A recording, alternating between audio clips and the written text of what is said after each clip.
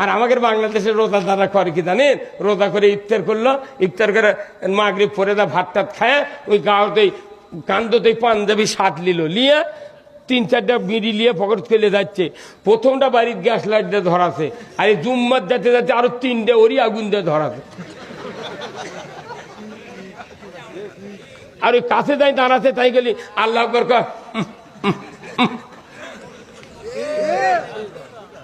একটা ইমাম কি কোনোদিন বলেছে এই যারা বিড়ি খান আপনার বাইরে থাকেন? রসুল বলছেন কাউরো মুখের গন্ধ দিয়ে গায়ের গন্ধ দিয়ে যদি অন্য মুক্তাদির ক্ষতি হয় তাকে মসজিদের বাইরে রাখো, যতদিন ওই গন্ধ না ভালো হবে ততদিন মসজিদে ঢুকতে পারবে না।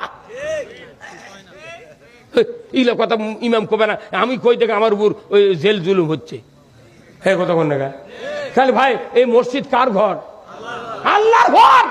এই পবিত্র ঘরে বিড়ি খায় ঢুকতেছে, তা আবার বিড়ি করছে, স্ট্রোক হয়, ক্যান্সার হয়, ধূমপানে মৃত্যু ঘটায়, এরপরও খাচ্ছে না। তারপর বিড়ি কোম্পানিরা লেগেছে স্বাদে গন্ধে অতুলনীয়।